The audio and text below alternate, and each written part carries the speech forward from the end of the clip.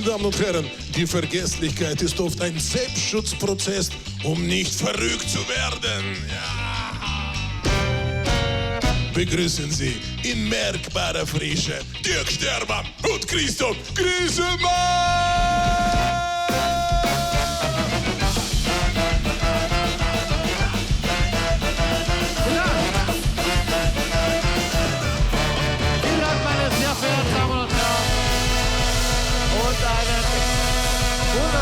Guten Abend zu Willkommen Österreich, die Sendung für die ganze vergessliche Familie. Heute heißt auch nicht Willkommen Österreich, sondern Willkommen... Alzheim. Alzheim, genau. Alzheim. Heute, und wir sind mittlerweile das führende Medizinmagazin vom ORF. Heute stellen wir in den Mittelpunkt dieser Humorsendung die Volkskrankheit Demenz. Ja, wir wollen diese Krankheit aus dem finsteren Loch der Scham und des Tabus hervorholen. Und ich habe auch einen sehr persönlichen Grund dafür, ohne dir nahe treten zu wollen, lieber Dingsmann. Stermann. Nimm's mir nicht übel, aber ich habe das Gefühl, dass du sozusagen an einer Vorform von Demenz leidest. Das behauptest du seit Jahren. Ja, ich bin nicht demenzkrank. Bist du gleich so aggressiv? Ich bin doch nicht aggressiv. Doch, du bist aggressiv. Das muss dir doch nicht... Es betrifft 150.000 Menschen in Österreich. Das ist jeder 50. Ja, und nicht nur dich im ORF betrifft das, auch Martin Ferdini, glaube ich, betrifft diese Krankheit, wenn ich das richtig einschätze. Sehen Sie selbst. Ich begrüße ganz herzlich den Präsidenten der österreichischen Alzheimer-Gesellschaft bei uns, Dr. Peter... Verzeihung, jetzt habe ich den Schauen, jetzt habe ich den Namen vergessen. Das darf doch echt nicht wahr sein. Kann ich Ihnen helfen? Dal Bianco. Dal Bianco. Und? Herzlich willkommen bei uns. Ja, hat sich noch mal rausgerettet, aber es war natürlich prekär, oder? Und Stefan, du kannst es nachvollziehen. Und ich darf hier Wikipedia zitieren. Da steht, Hauptmerkmal von Demenz ist eine Verschlechterung von mehreren geistigen Fähigkeiten im Vergleich zum früheren Zustand. Obwohl das stimmt bei dir nicht, weil bei dir ist es ja eigentlich schon seit immer, ne? Vor allem ist das Kurzzeitgedächtnis, das Denkvermögen, die Sprache betroffen. Das stimmt, oder? Und deine Vergesslichkeit und hier steht Dusseligkeit, das so weit möchte ich gar nicht greifen, ist fast schon dein Markenzeichen.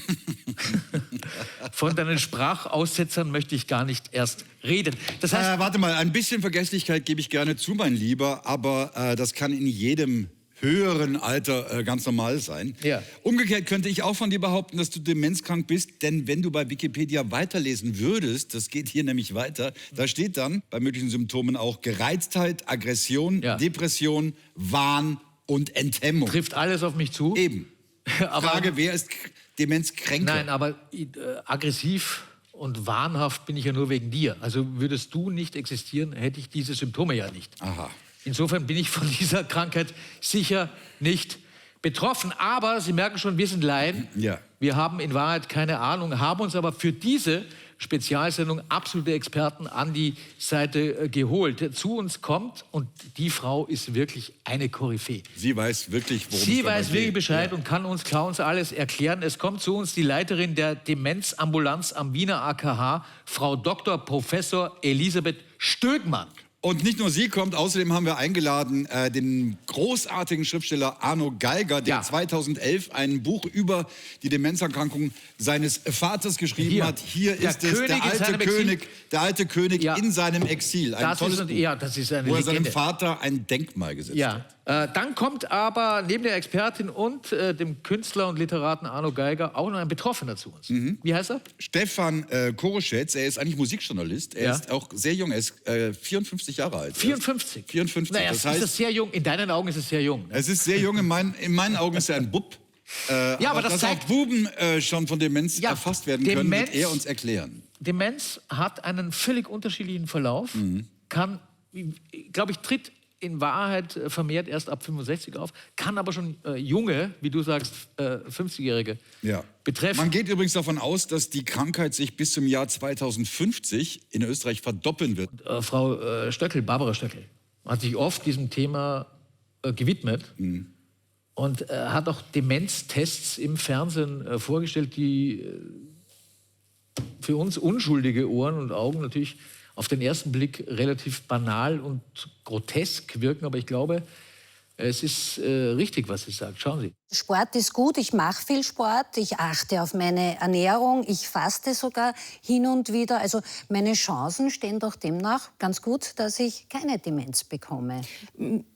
Bevor ich dir gleich antworte, Onka, habe ich eine Bitte. Sei so nett und sag mir 3 Begriffe nach.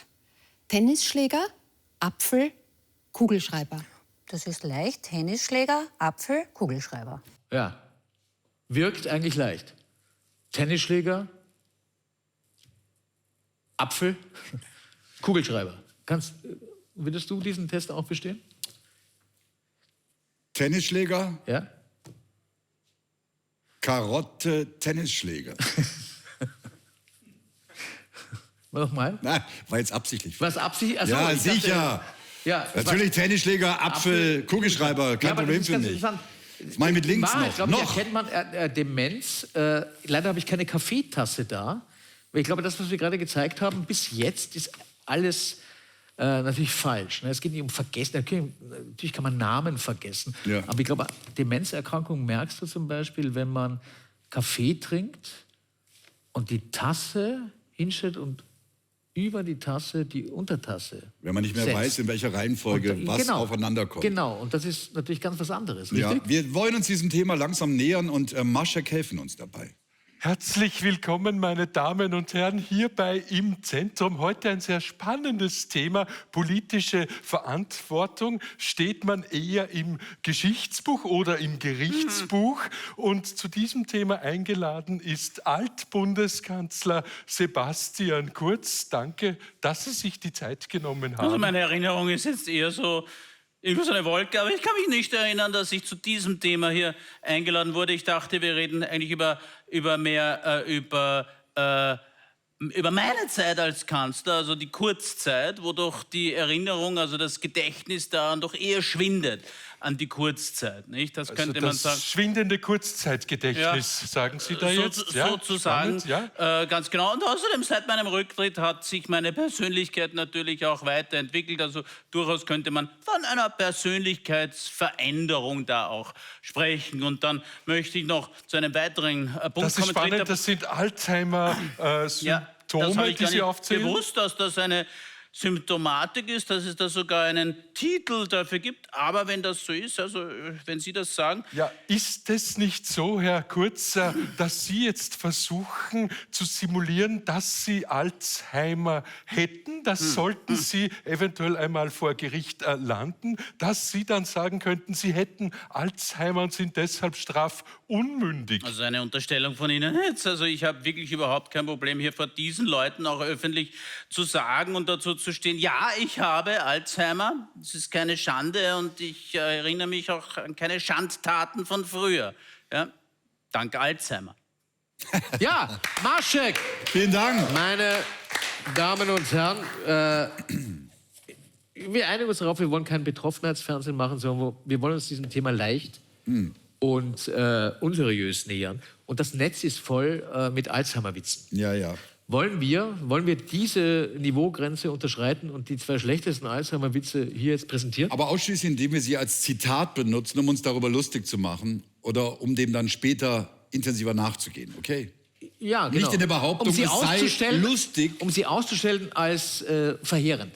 Ganz genau. Ja? Also wir stellen sie ein letztes Mal dar. Machen es aber trotzdem. Machen es natürlich trotzdem, um den Applaus einzufahren, aber finden es natürlich schrecklich. Genau. Okay, es ist so, ich bin in der Arztpraxis der Arzt, würde ich sagen, oder? Deswegen hier das Schild, Professor Dr. Med Christoph Grissemann. Ich gehe ins Wartezimmer. Du bist der ewige Warte, Patient. bis ich aufgerufen werde. Ja, ich muss mir den Arztkittel anziehen. Ich bin der Arzt und du bist der Patient, ja? Ja. Ich sitze, ich überlege, schreibe vielleicht noch Rezepte. Und dann habe ich so ein Gerät wie früher. Ja. Und rufe dich auf, ja? Der nächste bitte. Der nächste Deutsche bitte. Ja, bist du. Also ich. So, grüße Sie. Ich kenne Sie vom Fernsehen. Aha. Ja. Ich finde es nicht sehr lustig, was Sie machen. Wieso hat Sie Ihr Weg zu mir geführt? Wo drückt denn der Schuh? Wissen Sie, ich habe im Alltag immer das Gefühl, dass ich langsam mein Gedächtnis verliere. Aha. Seit wann? Seit wann was? Aus, ne? War die Pointe. Das war die Pointe. Ja, gute Pointe. Ja, finde ich. gute Pointe, ja. Noch einen Klassiker Ja, der Alzheimer Witze. Muss ich wieder raus? Ja, bitte. Saugute Pointe, oder? Was sagt ihr? Ja, war gut, war lustig. Okay, gut. So, kommen Sie rein. Oh. So, lieber Herr Schneemann war der Name, ne? Ja. Ich habe hier die Testergebnisse. Aha. Ja, der Befund, muss ich Ihnen sagen, sieht leider gar nicht gut aus. Wieso? Was habe ich denn? Trinken Sie Bier während der Arbeitszeit? Bei was für einem Arzt bin ich denn hier gelandet? Sie müssen jetzt sehr stark sein, Herr Sternemann. Sie haben Hodenkrebs und leider Gottes auch eine Alzheimer-Erkrankung. Na, Gott sei Dank kein Krebs.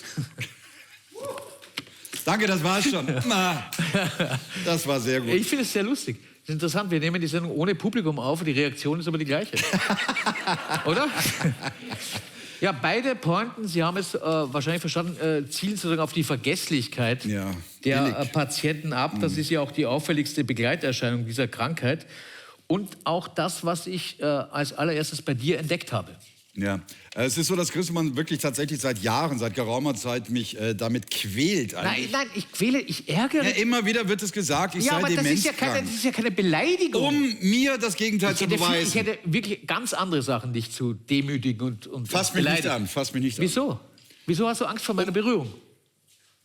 Wieso? Du hast mir eben nicht mal die Hand gegeben als Arzt.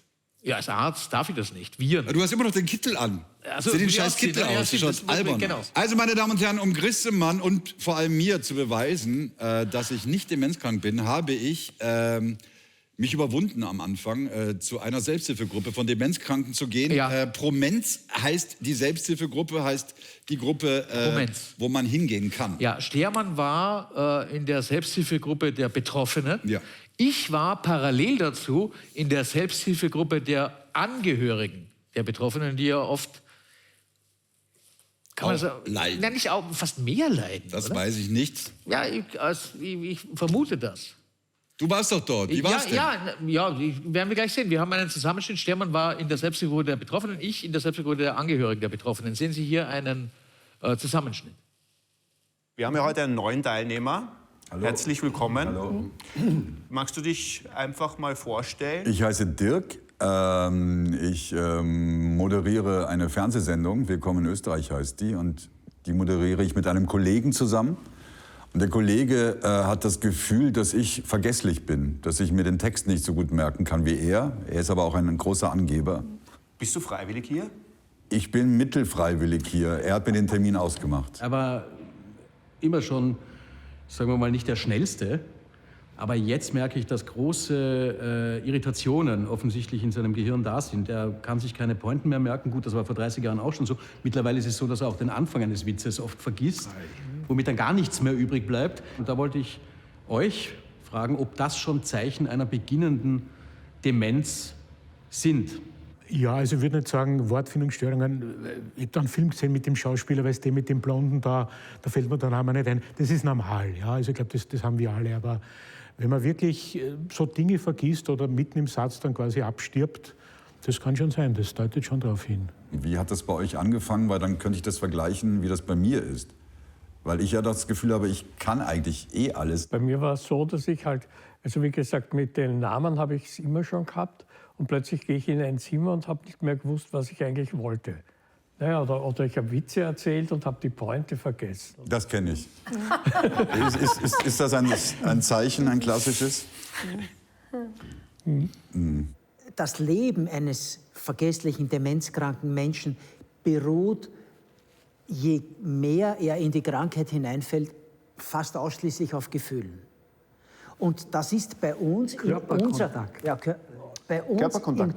Das kommt für mich nicht in Frage. Das heißt, so arbeitet ihr hier auch, dass ihr sagt, das ist jetzt quasi, es ist nicht nur eine Krankheit, sondern es ist auch, was tun wir damit? Was ist quasi positiv? Genau. Ja, Was kann man denn da Positives tun? Ja, wir erzählen uns schöne Sachen, ja, und machen Spaß und er macht gerne Witze. Ja, teilweise mit Pointe, teilweise ohne. Genau, oder mit verspäteter Pointe, ja. Was ist der Vorteil an Demenz? Der Vorteil an Demenz ist, man kann seine Ostereier selber verstecken. Dann man lernt jeden Tag interessante Leute kennen. Und der dritte ist, man kann seine Ostereier selber verstecken. Wow, der Doppelgag sogar. Ich habe vor 64,5 Jahren meiner Frau versprochen, ein schönes Leben gemeinsam. Da war ich 19 Jahre alt.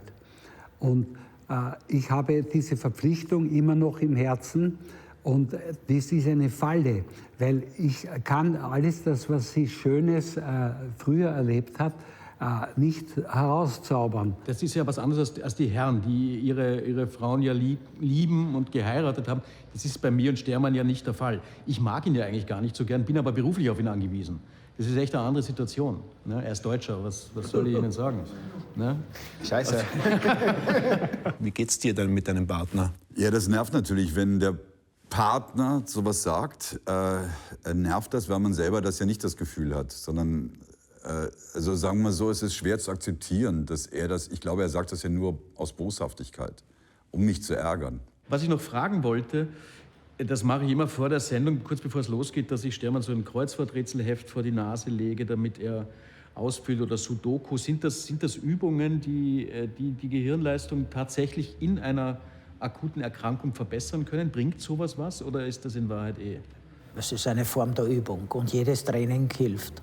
Eine Enkeltochter, die arbeitet mit Kindern, die sich auch schwer tun. Und die hat mir geschenkt etwas, wo Zahlen drinnen sind und dann kann man es zusammengeben. Sudoku? Und das hat sie mir geschenkt zum Beispiel. Ich hasse Sudoku.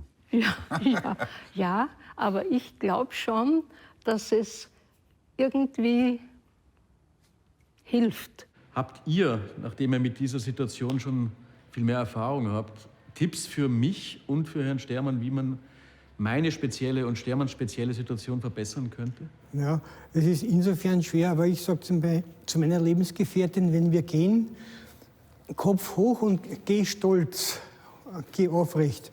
Dann richtet sie sich auch und dann gehen wir ein bisschen schneller. Das kannst du auch schwer vor der Show sagen. Doch, finde ich eigentlich ganz gut. Kopf hoch und geh stolz. Kopf hoch und geh stolz, ja. Das werden vielleicht die ersten Worte der nächsten Sendung sein. Vielen, vielen Dank. Hat mich sehr gefreut. Kommt gut nach Hause und wir sehen uns wieder in 14 Tagen. Dankeschön. So, Verdacht hat sich absolut erhärtet. Die Diagnose steht für mich fest. Stermann dürfte eine Alzheimer-Erkrankung haben. Es gibt viel zu tun. Ich war drin, es war wirklich interessant. Es war ein Spitzentypen, ehrlich gesagt. Habe mich sehr gut unterhalten mit allen und bin erleichtert. Ich glaube und habe das Gefühl und bin mir eigentlich sehr sicher, ich brauche sie noch nicht, diese Selbsthilfegruppe. Aber gut, dass es sie gibt. Ja, Stermann und ich und unsere Erfahrungen in den Selbsthilfegruppen. Aber vergessen Sie im besten Sinne der Sendung dieses haltlose Gewitzel. Laden wir uns doch eine Expertin ein, die uns Antworten auf unsere Fragen geben kann. Und zwar eine absolute Spezialistin. Sie ist die Chefin der Demenzambulanz am Wiener AKH. Begrüßen Sie bitte Elisabeth Stürgmann.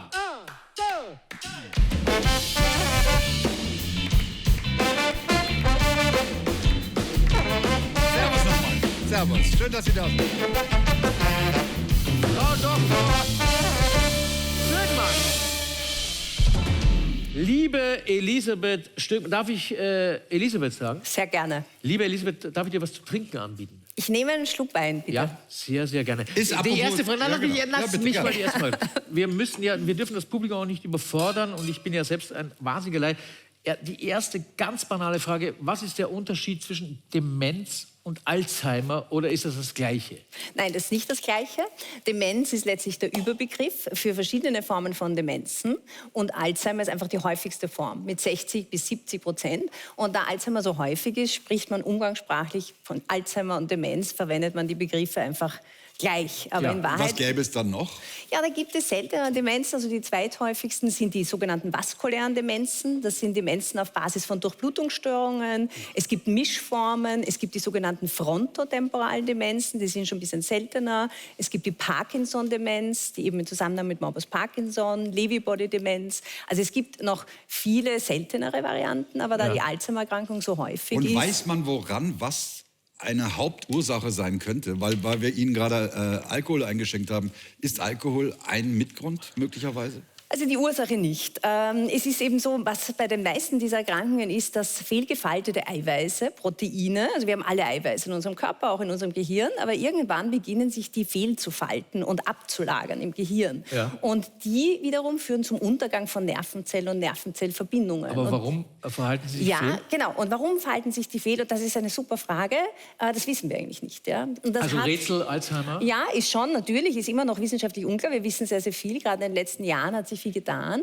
Aber es gibt natürlich genetische Faktoren, also starke genetische Komponente. Aber es gibt auch diese Lebensstilfaktoren, über die häufig berichtet wird, wo auch Alkohol an sich aber eine geringe Rolle spielt, hoffentlich, ja, was mich betrifft. 40%, sagt man, kann Lebensstil ausmachen. Etwa 60% genetisch, 40% Lebensstil. Natürlich in einer unterschiedlichen Gewichtung, individuell. Manche haben natürlich mehr genetisches Risiko, manche weniger. Und stimmt es, was wir vorher gesagt haben, dass es, dass das Alter schon eine Rolle spielt? Absolut. Also das ist ganz richtig, das wurde schon gesagt. Also unter 65 ist eigentlich selten. Das ist ja selten, ja, sehr selten. 5, maximal 10% sind unter 65. Das ist typischerweise eine Erkrankung der 6., 7., 8. Dekade. Es ist eine Erkrankung des Alters. Ja, aber könnte man da nicht sagen, es sind normale Alterserscheinungen, weil jedes Organ mit dem Alter natürlich schlechter wird, nachlässiger wird. Also ist es...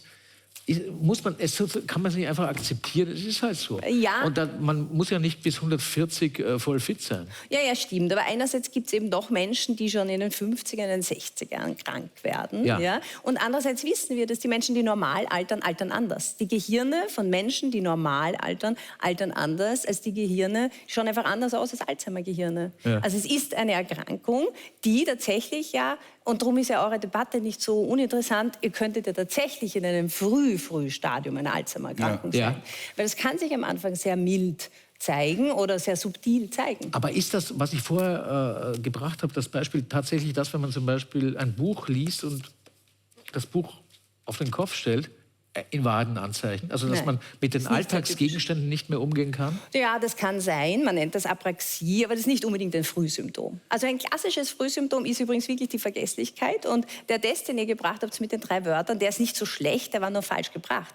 Der geht nämlich so, man sagt 3 Wörter, dann kommt ein Distraktor, ein Ablenker, also zum Beispiel eine Rechenaufgabe in dem typischen Test. Und danach, und da geht es ums Einspeichern. Es geht ums Einspeichern von verbalen Inhalten. Könntest du es jetzt noch sagen, was Barbara Stöckl...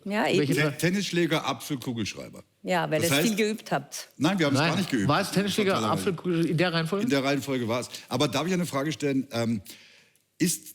Trügt das Gefühl, dass die Krankheit quasi sich ausbreitet? Ich habe das Gefühl, dass man viel mehr darüber redet, dass die Zahlen auch immer ärger werden. Ist es so oder ist es nur ein Gefühl von mir? Nein, das stimmt schon. Die Zahlen nehmen zu, aber das hat vor allem mit der demografischen Entwicklung zu tun, mit der älter werdenden Gesellschaft, was an sich ein gesundes Zeichen für uns ist. Also wir werden älter und dadurch erleben wir die Erkrankungen des Alters häufiger. Das betrifft hier vor allem die Demenz, aber auch Parkinson. Das stimmt, ja. Und die mediale Präsenz ist da. Sie wird halt oft ein bisschen negativ konnotiert, ein bisschen eben sozusagen, es werden eher die schweren Stadien gezeigt, die fortgeschrittenen Stadien, aber es ist medial präsenter, als es sicher vor einigen Jahren war. Das, was ich vorher flapsig erwähnt habe, dass die Angehörigen vielleicht mehr Probleme mit der Erkrankung haben als der Erkrankte, der sich vielleicht schon in einer Parallelwelt befindet und das gar nicht so registriert.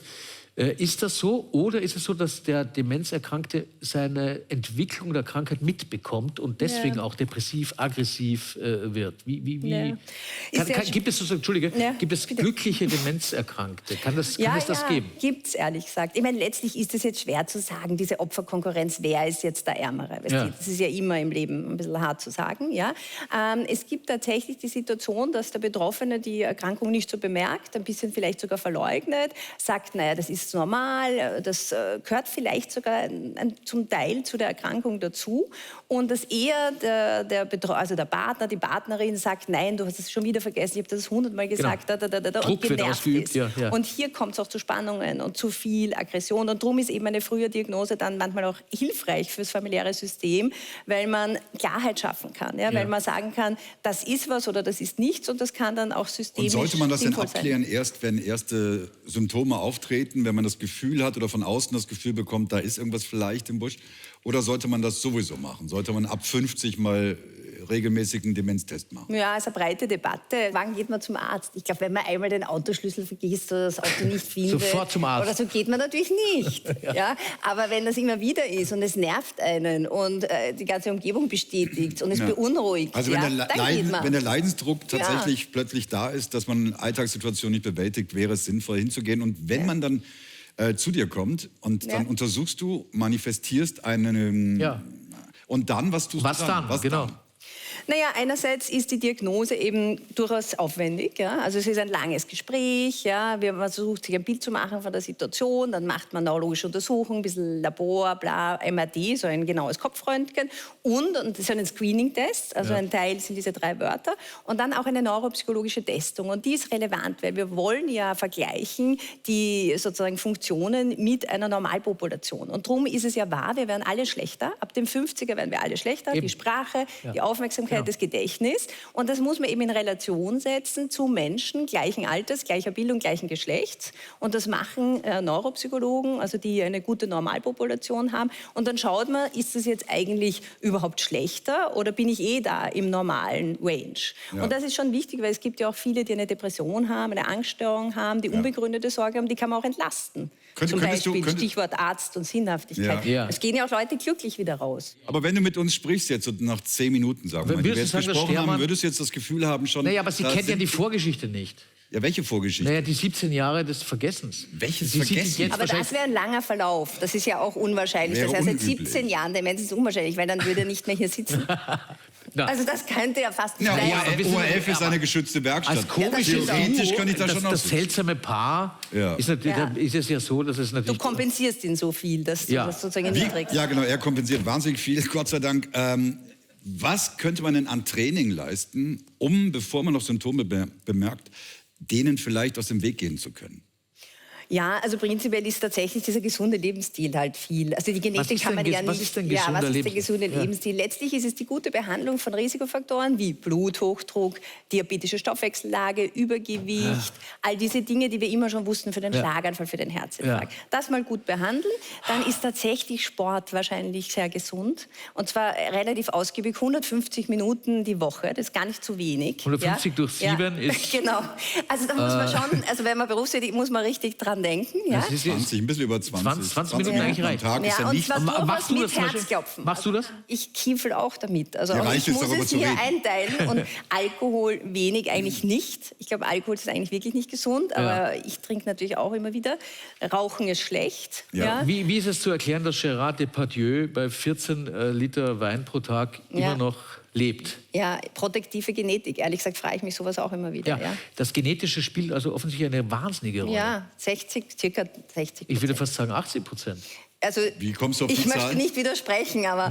Hast du da irgendwelche Studien? Nein, aber mein Gefühl. Ist immer gut. Ist immer gut, wenn man bei medizinischen Dingen über Gefühle redet, glaube ich. Ja, nein, du kannst das Gefühl haben, aber es stimmt nicht. Also 60% ist genetisch, 40% ist modifizierbar. 60 bis 80%, da können wir uns drauf einigen. Und da es ja so viel jetzt gerade gibt, es wird ja so viel erforscht und man liest dann immer wieder irgendwelche Erfolgsmeldungen aus verschiedensten medizinischen Bereichen. Gibt es Erfolgsmeldungen auch, was Alzheimer oder Demenz betrifft? Ja, tatsächlich ja. Also es ist ja schon wirklich ein Feld, wo sich zwar in den letzten Jahren wissenschaftlich irrsinnig viel getan hat, was nicht wirklich gut zu vermitteln ist, weil so kompliziert ist, eben diese Proteine, die sich fehlfalten und so.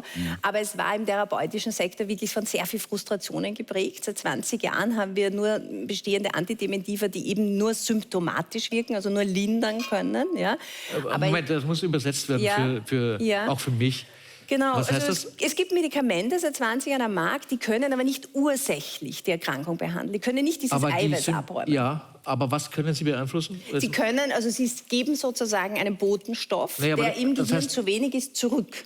Ja. Also Sie können sozusagen diese Synapsen, die Nervenzellverbindungen wieder ein bisschen besser ölen. Das So heißt kannst du dir das Antidepressiva oder was? Nein, ist das sind nicht, aber es funktioniert so ähnlich wie Antidepressiva. Es gibt nur einen anderen Botenstoff zurück. Ja, Es gibt okay. einen Botenstoff zurück, der beim Gedächtnis eine Rolle spielt. Aber Ja. übrigens auch SSRI, also Serotonin, auch das nimmt ja ab im Alter. Also die Depression Ja. ist ein ganz häufiges Begleitmerkmal und das macht ja oft Schwierigkeiten. Ja, aber kann man nicht auch als Ärztin sagen, okay, wir wissen, wir können die Krankheit nicht ungeschehen machen. Es ist einfach so. Ja, na klar. Und Also wir ich habe wir das müssen seit damit Jahren leben. gesagt. So. Also ich versuche, die Diagnose zu stellen. Teilweise, glaube ich, führt das zu einer Entlastung. Man verschreibt die Therapien, man berät über den Lebensstil, man versucht, die soziale Versorgung so aufzusetzen, dass das System nicht zu sehr belastet ist. Das funktioniert gut und entlastet. Also gibt es gute Effekte, das hat man angeschaut. Aber die Neuigkeit ist letztlich schon, dass letzten Winter erstmals oder Herbst ist jetzt eine große Studie rausgekommen,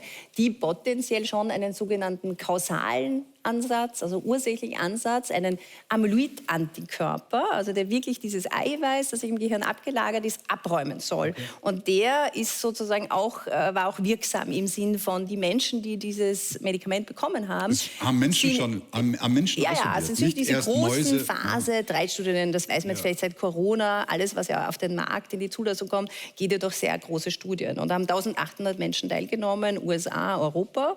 Gibt es immer eine Gruppe, die kriegt eine Zuckersache und eine, die kriegt das echte Medikament. Noch ist es nicht zugelassen, es ist jetzt in der Zulassung. Es ist Ja. jetzt bei der Europäischen Aber Arzneimittelbehörde. du als Fachfrau auf dem Gebiet bist da ein bisschen positiv gestimmt. Ehrlich gesagt war das eine Sensation. Also es Sogar eine präsentiert wurde auf Sensation? einem großen Kongress in Amerika. Die Leute, es waren Standing Ovations Wirklich? in der Szene. Ja, es war wirklich, aber wir wissen nicht, wann wird es zugelassen in Europa, unter welchen Bedingungen, wer wird es bekommen. Das wird nur für sehr frühe Stadien, das immer wieder bei der Frühdiagnose und der Sinnhaftigkeit der Gibt es auch Frühdiagnose. Kinder, die Demenz haben? Nein, aber meine jüngste Patientin ist 38 gewesen. Wahnsinnig jung. Wie das ist, wenn man Und einen Entschuldige, aber das Angehörigen hat. ist Demenz eine todbringende Krankheit? Man kann an Demenz sterben. Die Todesursache ist Demenz. Eigentlich nicht, nein, sondern Man eben stirbt mit Demenz, aber andere. eher ja. Also die meisten Patientinnen mit Demenz sterben dann an Infektionen, also an Lungenentzündung, Bettlägerigkeit Ja, im Endstadium. Mhm. Und Wie- ganz, Entschuldige, mehr Frauen oder mehr Männer? Das ist Mehr auch, Frauen, ganz klarer Gibt's dafür Gender-Nachteil.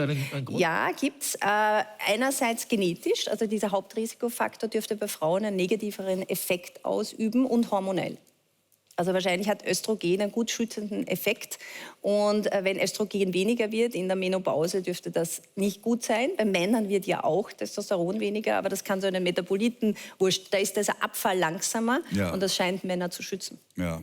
Wie das ist, wenn man einen engen Angehörigen hat, der Demenz hat, das weiß Arno Geiger, der großartige Schriftsteller, der einen Roman über die Geschichte seines Vaters geschrieben hat. Ja, der alte König in seinem Exil, jetzt schon ein Klassiker Ja, es der ist seit österreichischen... mehr als 10 Jahren schon Ich glaube, rausgekommen. sein Vater, wann ist sein Vater dann gestorben? Das werden wir ihn gleich fragen können auch. Arno Geiger ist Gott sei Dank hier und wir bitten ihn jetzt auf die Bühne. Arno Geiger. Arno meine Damen und Geiger. Herren.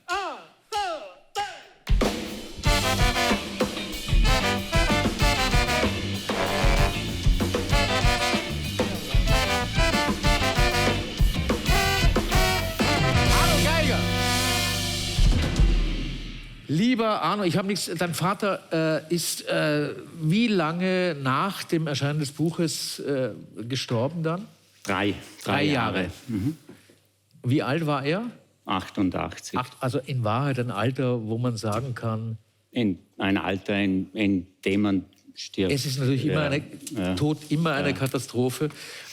Wusste er oder hatte er es sozusagen mitbekommen, dass du ein Buch über ihn schreibst?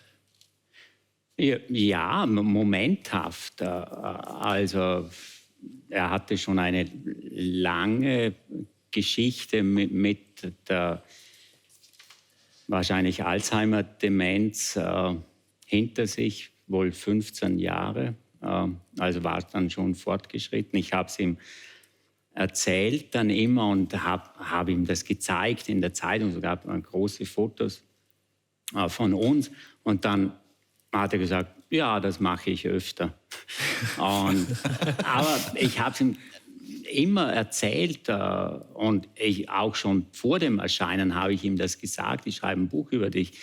Ich wollte das zu Lebzeiten machen. Also die Toten gehören einem viel mehr als die Lebenden. Und es war noch irgendwie mit dem Vater als vis-à-vis, wollte ich von dem erzählen, was letztlich uns zugestoßen ist, ihm vor allem.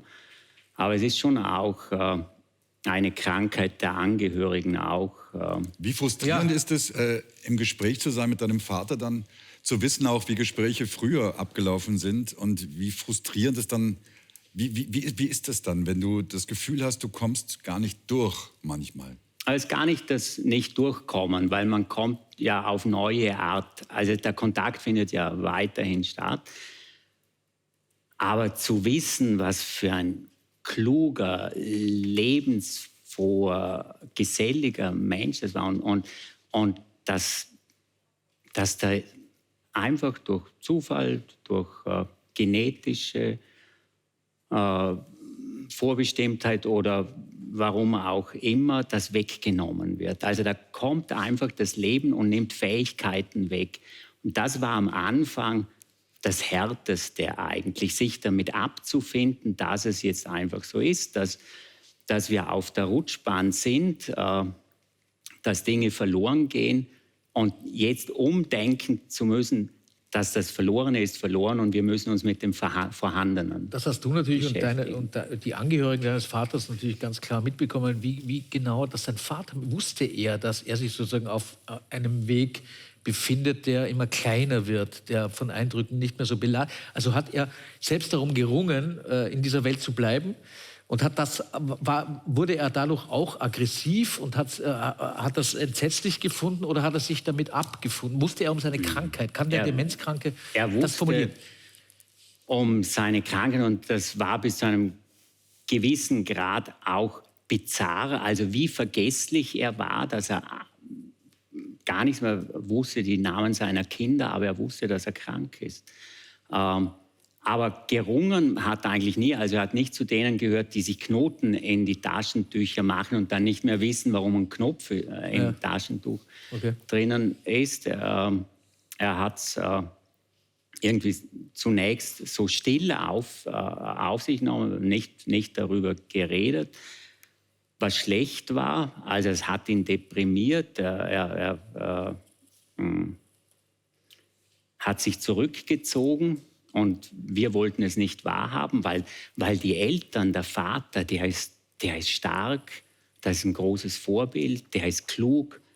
Und ich hab mir gedacht, der lässt sich gehen oder der ist unmotiviert und interessiert sich halt. Man hat ja so seine Konflikte schon als Jugendlicher mit den Eltern, so du interessierst dich ja gar nicht für mich oder das geht ja alles am Arsch vorbei. Und dann habe ich mir gedacht, das wird halt immer noch schlimmer, dass eigentlich irgendwie der sitzt vor dem Fernseher oder macht seinen Kram, seine kleinen Kreise und so, aber dass er krank ist. Und das bereue ich sehr, die Anfänge, dass ich ihm ständig auf die Nerven gefallen bin mit reiß dich ein bisschen zusammen, jetzt stell dich doch nicht so an, das wird doch wohl möglich sein, das etc. etc. Und wenn wir früher darüber geredet hätten, ja gut, das ist jetzt scheiße, das haben wir uns so nicht gewünscht und wir würden es uns auch niemals aussuchen. Und ich hätte so immer gewünscht, dass uns das nicht widerfährt. Aber es war einfach so gut und wir können es nicht ändern. Wir können nur unsere Einstellung dazu ändern. Ja. Und das ist der springende Punkt. Als Angehöriger? Ja, aber auch als Betroffener. Also sich nicht dafür zu schämen, weil das ist Schicksal. Es gibt von der Antike her, wir verlieren langsam ein Verständnis dafür, dass es Dinge gibt, die sind stärker als wir, die kommen auf uns zu. Die sind stärker als wir. Aber die Medikamente, die können das so gut einbremsen, jetzt schon, dass man vielleicht 2 Jahre länger alltagstauglich wird und dann stirbt man an was anderem. Das ist eine interessante Frage. Ist es so, dass die Medizin so weit ist, dass sie wirklich das Leben von Demenzerkrankungen 2 Jahre verbessert? objektiv verbessern kann. Das ist das, was die jetzigen Medikamente schon können, wenn man früh genug beginnt, wenn man eben früh draufkommt und eben mit dem gesunden Leben kann man das hinauszögern. Natürlich, ja. Und jeder Mensch wird alt und stirbt dann halt an irgendetwas. Und je länger wir das hinauszögern können, dann wird es vielleicht gar nicht mehr schlagend, sagen wir mal. Dann ist man ein bisschen vergesslich und nicht hochgradig dement. Und tatsächlich, mein Vater hat das sehr bedauert und hat oft, also als ich einmal beim Anziehen geholfen habe und die Hosenträger montiert habe, hat er gefragt, für was ist das? Dann habe ich zu ihm gesagt, ja, ist damit du deine Hosen nicht verlierst.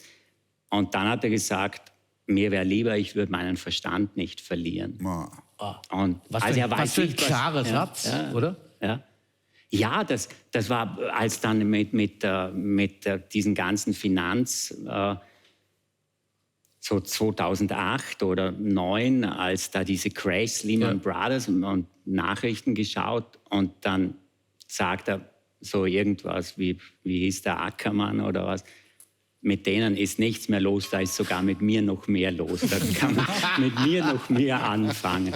Und oft war er so brillant und so... Es klingt ja fast so, als hätte er die Alzheimer-Erkrankung nur vorgegeben. Und dann hat er wieder dem ZIP-1-Sprecher die Weihnachtskekse angeboten. Ist aufgestanden, hat die zum Fernsehen getragen und hat sich geärgert, dass der Schnöde nicht zugreift. Hat er grundsätzlich Wesenszüge...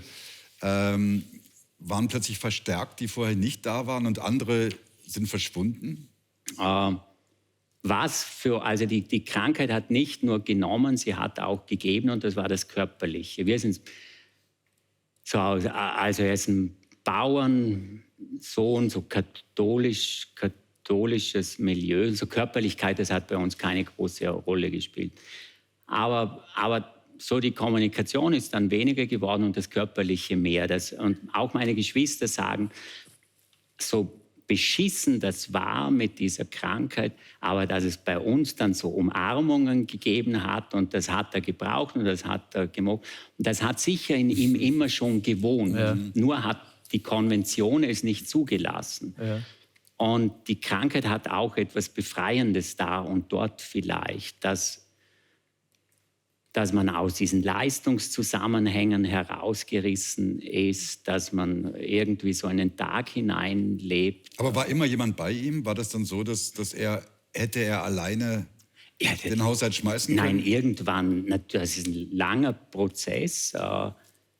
Zunächst hat man den Karren einfach laufen lassen, vielleicht zu lange, bis er dann in der Nacht angefangen hat, im Pyjama auf die Wanderschaft zu gehen. Und dann war klar, das ist nicht fehlende Motivation, sondern der Vater ist krank.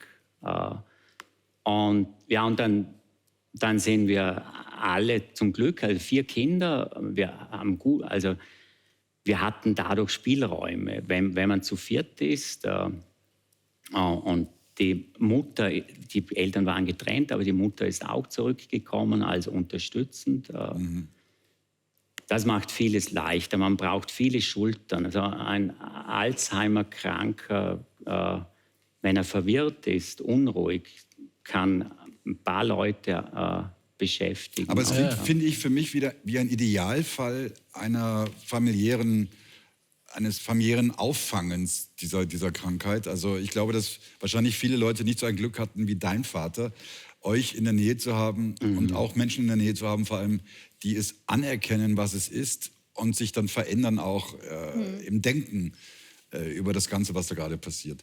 Wir haben, Entschuldigung. Ja, Entschuldigung, ich glaube, es steht und fällt damit, wir haben schon vorher gesprochen, dass man muss mal auch sozusagen akzeptieren, dass man Hilfe braucht und sich das neu aufsetzen. Also man muss sozusagen wohin kommen, wo man sagt, so geht's nicht mehr, wir kommen nicht zurecht, das ist zu viel, wir brauchen Unterstützung, wir brauchen ein anderes Konzept und dann kann man auch wieder sehr viel Schönes erleben, das glaube ich auch, aber davor ist oft schon eine Phase der Verzweiflung und der Überforderung. Ja, und ich bin auch gegen das Aufopfern, muss ich sagen. Also wenn das in der häuslichen Betreuung nicht funktioniert und alle sind gestresst und diese Demenzerkrankung bringt das auch mit sich, dass so ein Gefühl der Irritation im Raum ist. Also irgendwas stimmt nicht.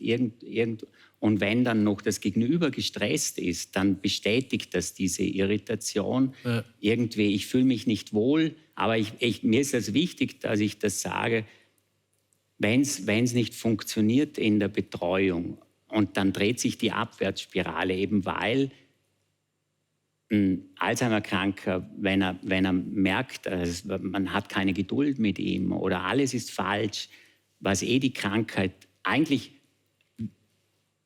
gibt man der Krankheit Nahrung und dann muss man sich Hilfe holen, man braucht gute, engmaschige Betreuung, dann ist es manchmal also es gibt mobile Hilfsdienste, psychosoziale Dienste, es gibt Pflegeheime und die Alzheimer-Kranken untereinander, die vertragen sich gut, weil die widersprechen einander nicht ständig. Ja, aber das Problem ist doch, dass es immer eine Späterkennung, weil der Betroffene selbst es sich natürlich aus Schamgründen nicht zugesteht und die Angehörigen es auch nicht sofort als Demenzerkrankung aber nicht zwangsläufig. Naja. Nicht zwangsläufig, zum Beispiel der Stefan, der jetzt gleich kommt, den habe ich ja kennengelernt in der Selbsthilfegruppe, der erst 54 Jahre alt ist. Laut dir ist das sehr früh. Ja, absolut. Das heißt aber auch, bei seiner Frau war es so, dass sie irgendwann ihm gesagt hat, aber das kann er alles uns viel besser selber erzählen. Bitte begrüßen Sie jetzt Stefan Koroschetz, meine Damen und Herren.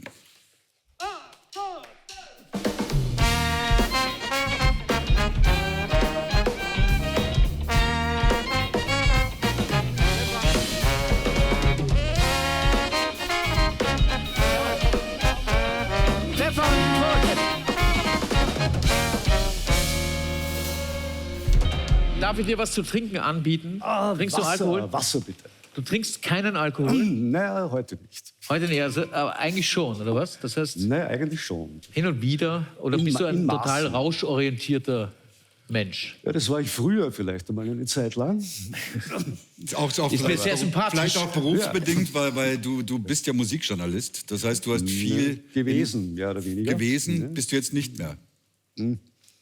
Wie wurde deine ganz wenig, sagen wir so. Wie wurde deine Demenzerkrankung festgestellt oder wie hast du es selbst festgestellt? Ja, das hat eigentlich meine Lebensgefährtin, die Esther, die hier draußen sitzt, hat das eigentlich vorher bemerkt, dass ich halt irgendwie Fragen halt öfter gestellt habe. Ne? Und das war dann schon irgendwie auffällig. Ach so, also du hast eine Frage gestellt und 2 Minuten später dieselbe Frage. Ja, genau. Und dann hat sie eben gesagt, na, gehen wir mal auf die Gedächtnisambulanz. Gedächtnisambulanz? Genau, bei so heißt das? Stöckmann. Heißt es Gedächtnisambulanz? Ja. Hast du selber denn das Gefühl gehabt, wärst du selber auf die Idee gekommen oder hat es deine Freundin gebraucht, das zu sagen? Oder hast du selber schon gespürt? Naja, ich habe irgendwie so unbewusst schon bemerkt, dass irgendwas nicht stimmt. Ne? Aber solange ich funktioniert habe, war das irgendwie, habe ich ja noch gearbeitet. Also da im Job ging es noch, da wurde das nicht auffällig? Ja, ich habe dann schon Probleme gehabt bei der Abrechnung, weil wenn man nur freier Dienstnehmer, und da haben wir das alles selber machen müssen, und da habe ich mir dann schon schwer getan bei wirklich total leichten Rechnungen. Ne? Und was hast du dir dann, weißt du noch, was du dir dann gedacht hast? Dass es Unkonzentriertheit oder es ist Tagesverfassung? Ja, also ich hätte nie daran gedacht, dass es wirklich ein Alzheimer sein könnte. Und traf dich diese Diagnose wie ein Hammer oder bist du in Wahrheit froh, dass du weißt, was es ist und dann jetzt kann man daran arbeiten? Es fällt halt schon in ein Loch. Ne? Aber wenn ich mit dir rede, merkt man ja, will ich ja gar nichts merken, als Idiot gesagt jetzt. Ja. Ne? Ich bin auch ziemlich unauffällig noch. Ja, aber das heißt, du bist von der Krankheit wenig Betroffener oder wie würde man das medizinisch ausdrücken? Naja, ich habe ja natürlich jetzt die Medikamente von Dr. Stöckmann bekommen und die können das ja bremsen ein bisschen. Ne? Ist es so? Du willst sagen, dass die Medikation die Situation wirklich verbessert? Ja, also es ist bei mir zumindest eigentlich ziemlich konstant. Ich habe irgendwie kaum irgendwelche Schwankungen. Das sind die Medikamente, über die wir eben gesprochen haben. Genau. Ist doch super, schau mal. Das ist doch...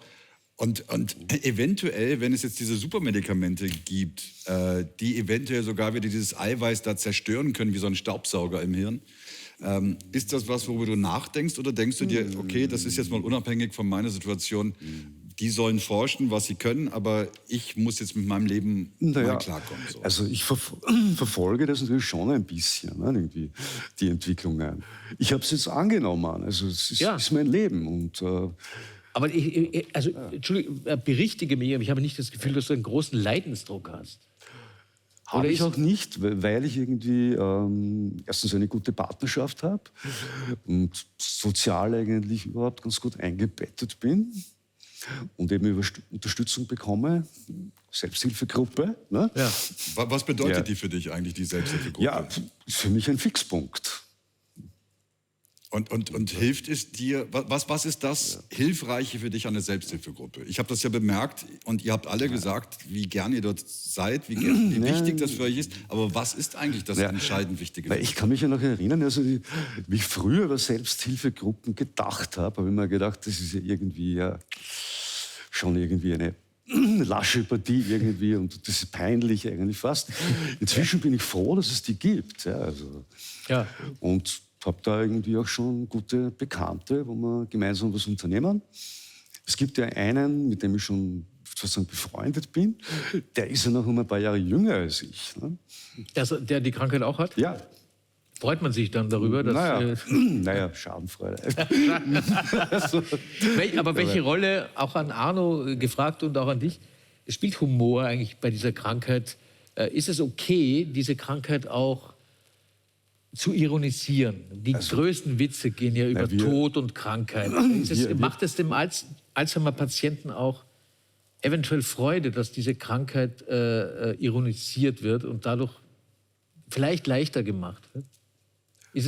Nein, jedenfalls ist es immer gut, wenn gelacht wird. Ja. Weil wo gelacht wird, da ist irgendwie die Stimmung gut. Und klar, was weiß ich, weil wenn wir Mau Mau gespielt haben und wir haben dann Pizza gegessen und mein Vater nimmt so ein Pizzaeck hin und schmeißt auf den Tisch und sagt Mau Mau. Und dann haben wir halt gelacht und er hat mitgelacht, aber nicht über ihn, sondern weil es einfach komisch war. Aber wenn gelacht wurde, dann war er in seinem Element und dann hat er auch nicht gesagt, ich will nach Hause. Genau. Ja. War er zu Hause. In dem Moment war er zu Hause. Ja. Eine mysteriöse Krankheit. Mysteriöse, rätselhafte Krankheit. Wir freuen uns aber über medizinische Erfolge. Darum haben wir zum Abschluss dieser Spezialausgabe von Willkommen Österreich, nämlich Willkommen Alzheim, für dich als Musikjournalisten einen Song aus den 80ern, den jetzt Georgi für dich singen wird. Simple Minds. Simple Minds. Don't you forget about me. Vielen Dank, Arno Geiger. Dankeschön. Vielen Dank, Elisabeth. Vielen Dank, Stefan, fürs Hiersein. Bleiben Sie gesund. Tschüss.